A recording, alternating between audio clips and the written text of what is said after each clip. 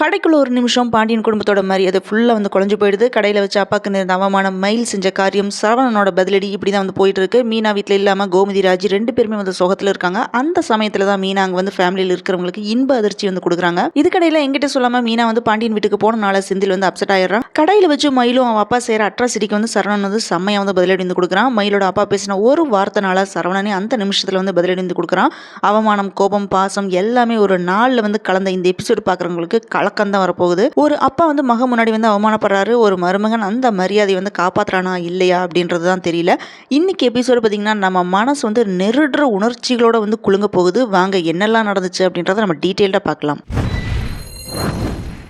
தனி கொடுத்தன வந்தால் முதல் நாள்லேயே வந்து குடிச்சிட்டு வர செந்தில் வந்து அடுத்த நாள் காலையில் விடிஞ்ச உடனே அவன் ஆர்டர் பண்ண ஃபர்னிச்சரை எல்லாமே வந்து டெலிவரி ஆகுது. அதை பார்த்து அதிர்ச்சி ஆகிற மீனா, இதுக்கெல்லாம் பணம் எப்படி கிடைச்சது உங்களுக்கு அப்படின்னு வந்து கேட்குறாங்க.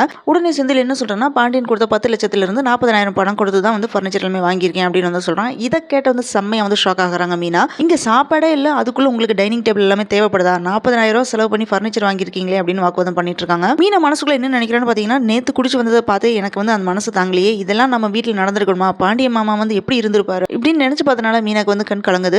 இந்த மாதிரி மீனா கேட்ட கேள்விக்கு எல்லாமே பதில் சொல்லாம நான் போய் சமைக்கிறதுக்கு தேவையான பொருள் எல்லாம் வாங்கிட்டு வரேன் அப்படின்னு சொல்லிட்டு அங்கிருந்து கிளம்பி போயிடுறான். மீனா டென்ஷன் ஆகி வீடு போட்டுட்டு நேரா பாண்டியனோட வீட்டுக்கு கிளம்பி போயிடுறா. மீனா அங்க வர்றாங்க, சோர்வோட வராங்க, ஆனா ஒரு புன்னகையோட இருக்காங்க. இனிமே நீயே வந்துட்டியா அப்படின்னு கோமதி வந்து சந்தோஷமா வந்து கேட்கறாங்க. மீனா சிரிச்சுட்டே, ஆமா அத்தை, வீட்டில் சாப்பாடு ரெடி பண்ண டைம் இல்லை, ஸோ இங்கே வந்துட்டேன் அப்படின்னு வந்து சொல்றான். அங்கே கோமதியோட சமையல்ல காலையில இருந்து சாப்பாடு முடிச்சிடறா. அதோட எனக்கு மதியானம் டிஃபன் கட்டி கொடுத்துருங்க அத்தை அப்படின்னு வந்து கேட்கறேன். மீனா அங்கே வந்தனால மொத்த ஃபேமிலியை வந்து ஹாப்பியாக வந்து இருக்காங்க. அப்போ அந்த வீடு வந்து என்னதான் வசதியாக இருந்தாலுமே ஆளுங்களே இல்லை மாமா, மனசில் வெறுமை தான் இருக்குது அப்படின்னு பாண்டியன் வந்து மீனா வந்து வருத்தமாக வந்து சொல்லிட்டு இருக்கா.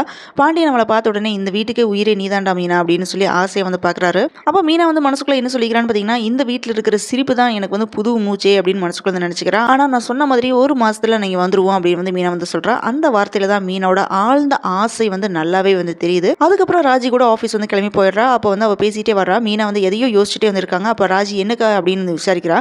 அப்போ மீனா வந்து அவள்கிட்ட வந்து செந்தில் குடிச்சிட்டு வந்த விஷயத்தை பற்றி எல்லாமே வந்து சொல்கிறா. நான் அவர் வந்து காதலிக்க காரணமே கூட்டு குடும்பத்தில் இருக்கிறனால தான் அப்படின்னு வந்து சொல்கிறா. ஆனால் இன்னைக்கு தனியாக வந்து இருக்கிறது வந்து எனக்கு சுத்தமாக பிடிக்கல அப்படின்னு வந்து சொல்லிடுறா. அப்போ தான் வந்து செந்தில் வந்து கால் பண்ணி எங்கே இருக்க அப்படின்னு வந்து கேட்குறான். அதுக்கு மீனா என்ன சொல்கிறான்னா, கோமதி வீட்டுக்கு வந்ததை பற்றி எல்லாமே சொல்கிறான். உடனே செந்தில் என்ன சொல்கிறான்னா, நேற்று தானே இங்கே வந்தோம், அதுக்குள்ளே நீ அங்கே போய் நின்னா சாப்பாட்டுக்கு வழி இல்லாமல் நிற்கிறோன்னு நினைக்க மாட்டாங்களா அப்படின்னு வந்து கடுப்பாகிறான். அதோட நான் இப்போ எப்படி சாப்பிடுவேன் அப்படின்னு வந்து கேட்குறேன். நான் ராஜியோட போயிட்டு இருக்கேன், அப்புறம் பேசுகிறேன் அப்படின்னு சொல்லிட்டு ஃபோனை வந்து கட் பண்ணிடுறா. இந்த பக்கம் சரவணன் வந்து கடையில் இருக்கும்போது கடைக்குள்ள வந்து ரொம்ப கூட்டமாக இருக்குது. ஸோ பக்கத்தில் பழனி வந்து வேலையில் பிஸியாக வந்து இருக்கான். அப்போ தெரியாமல் தவறி ஒரு பெட்டியில் வந்து கால் வந்து அடிபட்டுருது. ஐயோ அப்படின்னு வந்து கத்துறான்.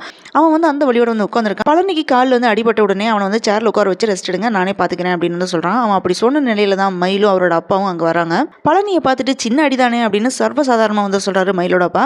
அதோட கடைக்கு வந்து உடனே போய் கல்லவில் உட்காராரு. சரவணன் இது எல்லாமே பார்த்து கடுப்பாகிறான். அதுக்கப்புறம் மயிலோட அப்பா வந்து எதிரிக்க சொல்லி பழனியை வந்து அங்கே உட்கார வைக்கிறான். இதை பார்த்து வந்து மயில் வந்து ஷாக் ஆகுறாங்க.